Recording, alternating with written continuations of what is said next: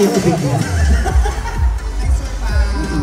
And of course, syempre... Ano po ulit pangalan mo, ma'am? Bonsai. Yes. And of course, syempre, ang dami nating mga fans ng Kim Pao na nandito. Grabe. At syempre, lahat yan, mahal na mahal po kayo sa Pao. And of course, syempre, eto na, mga ka-asenso, alam kong kinilig kayong lahat. Sobra. Di ba? Tama ba? Parinig nga! Ayun, magandang hapon po ulit mga ka-asenso, of course. And of course, thank you, Great Taste, for having me. I'm sure mag-enjoy pa po kayo dahil nakita ko po yung lineup ng mga guests for today. Napakabigatin po. So, napakaswerte po ninyo. Parang concert na po ang in-attended nyo today. Correct. At napakaswerte namin dahil kasama ka namin ngayon dito sa Great Taste. And, syempre, meron lang muna kami dito sa Great Taste na tradition na ginagawa na parang fast talk with Tito Boy. Nagkakabalik ka? Ay, so parang malayo sa script. Parang personalan na to. Okay, so eto naman. Magbibigay lang ako ng question. Tapos syempre, antayin natin ang sagot ni Mr. Paolo. Eto, anong oras ka usually nagkakape? Sa umaga at saka pagkatapos ng mga ganitong oras. Bago mag-4.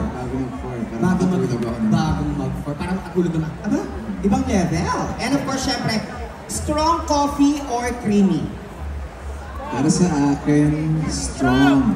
Strong! Ayun! Strong. Yung ating, meron tayo kasi na Great Taste Granule Strong. Tama, minsan kailangan ko ng matapang ng kape para kapahan ako sa mga pinagagawa ko sa buhay. Yes ko. Eto naman, kape habang may work o kape habang may kausap? At sino ang kausap? Parehas lang kasi yung ka-work tsaka pareho. May mga pagkakataon talaga na kailangan ng kape. Lalo na kapag maaga lagi or medyo mahaba yung araw sa mga trabaho. Pero mas masarap talaga rin magkape kapag may kausap. Eto naman, matapang na role o matamis na role? Pareho pa rin. Parang baka yung gusto sagot. Kaya nga, matapang na matamis silang dalawa eh. Para sa akin, matapang. Matapang. And of course, syempre, masarap uminom ng kape kapag... May kasama! Masarap uminom ng kape. Kapag may kasama! Alam ba't ako'y kinikilig? Makakainis. Pinipili ko yung mga salita ko, baka... May mag-upload. Ang daming salita.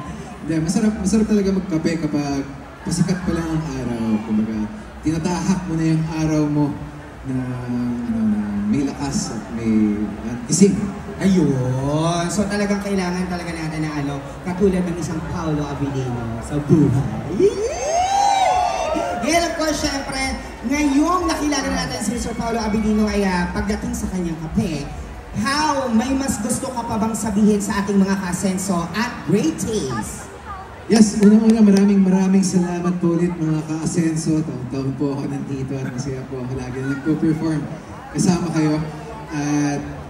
At syempre, kung hanap nyo ay buo ang tapang at lasa ng kape nyo, mag-Great Taste na kayo. So maraming salamat muli, Great Taste, for having me today. And also last year, sila rin po mo sa akin. I hope today felt great, just like having a cup of Great Taste Premium. Maraming salamat po sa inyo. Yes! And of course, syempre, hindi ka muna namin pabagbain, aabusuhin na natin si Mr. Paolo Abilino dahil mag-grupi tayo kasama kayo mga ka-asenso! Akala ko may fast talk ulit.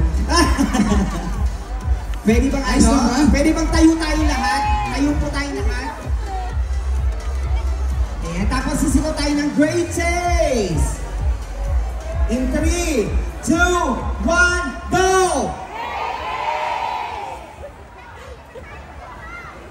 Smile! Kaway-kaway! Ready? Kaway-kaway! Thank you.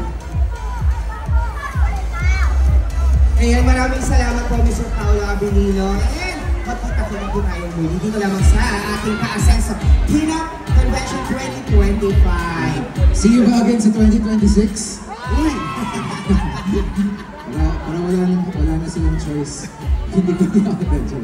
Mahal na mahal ka ng ano, greetings. Salamat sa Correct. At syempre, ng ating mga ka-asenso! Muli, maraming salamat sa inyong lahat. At tulad ng sabi ko kanina, napakarami pang performance for today. I'm sure mag-enjoy kayo. At para itong naging concert para sa inyo. So maraming salamat, Pure Gold. Great taste sa inyong lahat na tumalo dito. Thank you. Maraming salamat po, Mr. Paolo Abilino. Once again, mga ka-asenso! Paramdam naman natin pagmamahal natin kay Mr. Paolo